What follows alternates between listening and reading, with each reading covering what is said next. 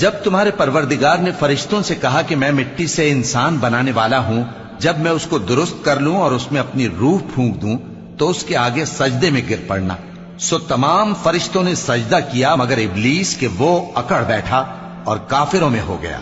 اللہ نے فرمایا کہ اے ابلیس، جس شخص کو میں نے اپنے ہاتھوں سے بنایا اس کے آگے سجدہ کرنے سے تجھے کس چیز نے منع کیا؟ کیا تو غرور میں آ گیا یا اونچے درجے والوں میں تھا؟ بولا کہ میں اس سے بہتر ہوں۔ اللہ نے فرمایا کہ نے مجھ کو آگ سے پیدا کیا گئی اور اسے مٹی سے بنا رہنا، فرمایا بے عقلوں کے راستے پر یہاں سے نکل جا، تو مردود ہے اور تجھ پر قیامت کے دن تک میری لعنت پڑتی رہے گی۔ کہنے لگا کہ میرے پروردگار، اچھا تو مجھے اس روز تک کہ لوگ اٹھائے جائیں مہلت دے۔ فرمایا کہ تجھ کو مہلت دی جاتی ہے اس روز تک جس کا وقت مقرر ہے۔